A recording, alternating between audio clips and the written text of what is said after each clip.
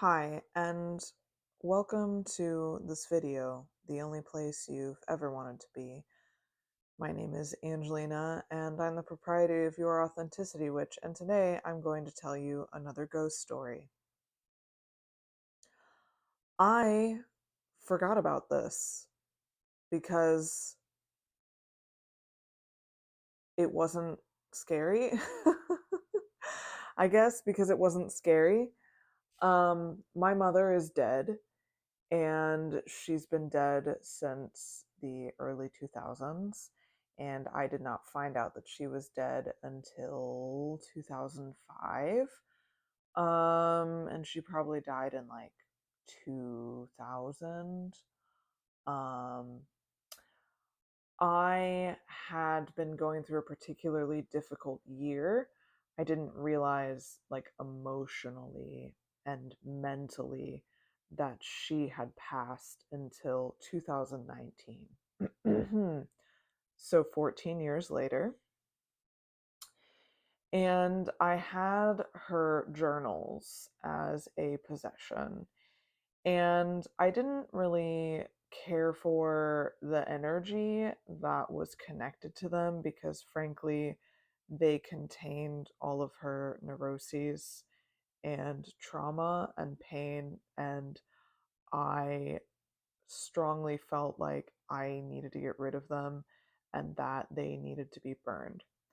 So, unfortunately, this isn't a story about how I got to burn them, but I gave them to a family member of mine, and she and I were going through them.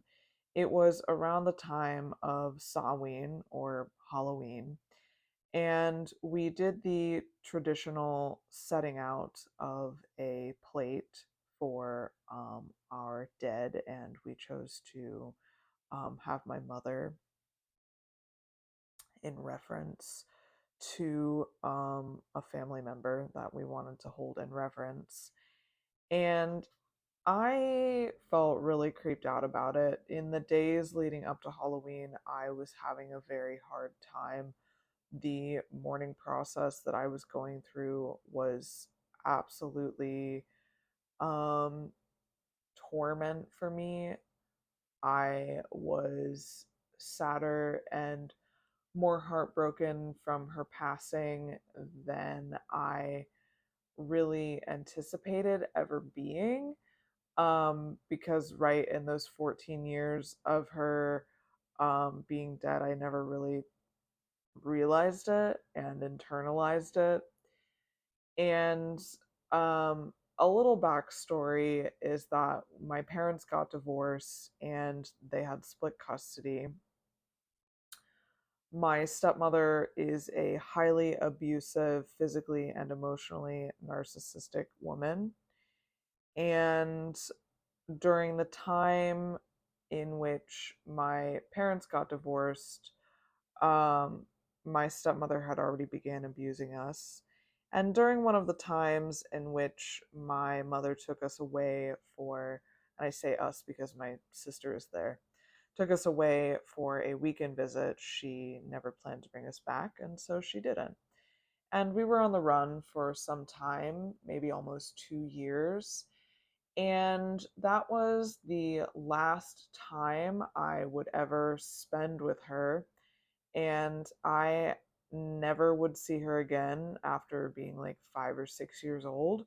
So there is a lot of abandonment. And then because she disappeared and there was no contact, right? I always had this deep, deep hope that she would be alive and that as an adult I could have this relationship with her and that we would finally connect and I would have this friendship with this woman who I had been holding in such high esteem for so long, thinking that she was my protector and my ally. And really all of that was just me having a fucked up mental illness and um complex post traumatic stress disorder, namely. And I had to grapple with all of that being ripped away from me, as well as the abandonment, which I had never again really allowed to sink in until 2019 when I came to the recognition that she had died. So, in the days leading up to Halloween, I was emotional and I was crying and I was smoking.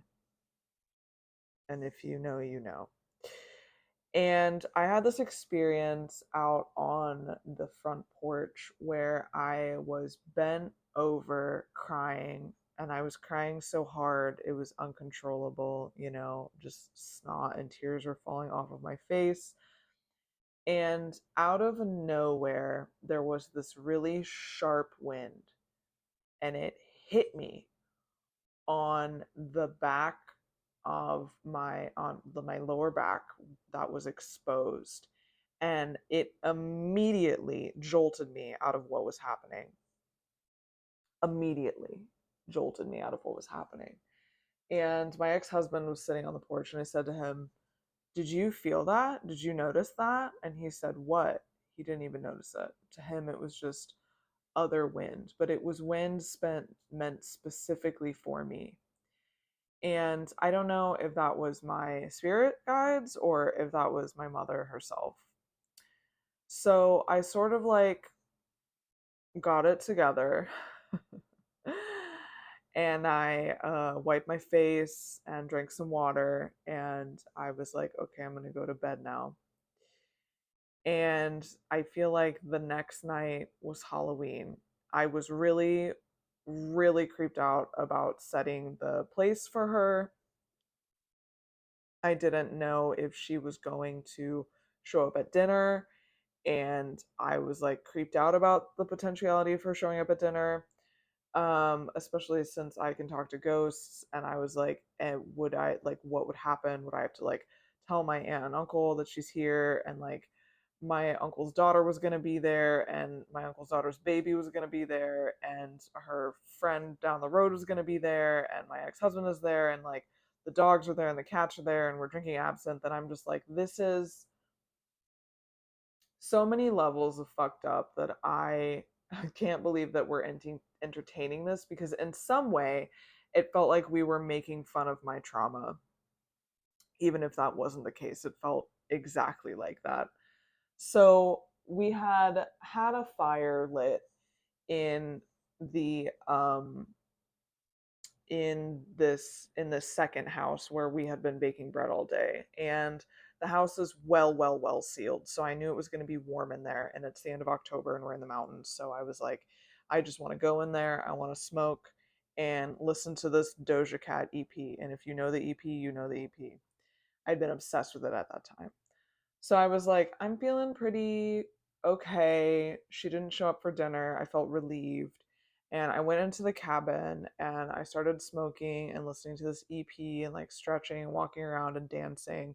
And I put the roach down and I went to pick it up again and it was gone. It was just gone. And the size of the cabin it was small, dude. It was small. Okay, it's like the size of a living room, okay, with a loft. And I didn't go up to the loft. I was just on the main floor. And I was like, I know I was bending over and I probably put it right on this chair. So I looked on the chair, it wasn't there. I looked on all the chairs, it wasn't there. I looked on the table, I looked on the dry sink, I looked on the wood stove, I looked on every single surface, I looked on the floor, it was gone. And I was standing there and I looked around the cabin and I said, Dana. And I waited. And I said, Dana, is that you? And at that exact second that I made the recognition, I felt a chill start from my feet and just go up to my knees. It was just my thighs. And it was the most tingly presence. And I was like, holy shit, that is you. And I feel like I called her a trickster. And I said, well, I hope that you enjoy the joint. And thank you for showing yourself to me. And I appreciate that you showed up tonight. And in that moment, like still to this day, like what a cute little kind thing for her to do. um, considering how I was feeling at that time, and I was feeling like particularly low because like in her mental illness, I wanted her in her journals to mention me at all because I felt like she never really loved me. And I was like, if she doesn't mention me in her journals at all, that means that she didn't love me and that she didn't care about me. And that may or may not have been true. Like I will never truly know. And she was obviously doing the best that she could. This isn't a video about my mother in her life, in her living life. Sorry. You get sidetracked when you have trauma. And boy do you tangent. So I was so excited about that I burst out of the cabin and I went to the main house and I said to my aunt, "This just happened. This just happened." And she just looked at me all wide-eyed because I don't think she believes in ghosts. And then second of all, I feel like there was just like a little bit of jealousy that she was like, "Why didn't I get haunted by my half sister that I've never met?"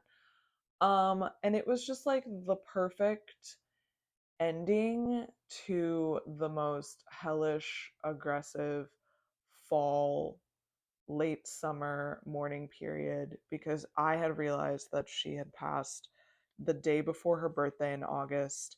And then 2 months later, I was still dealing with the most oppressive agony.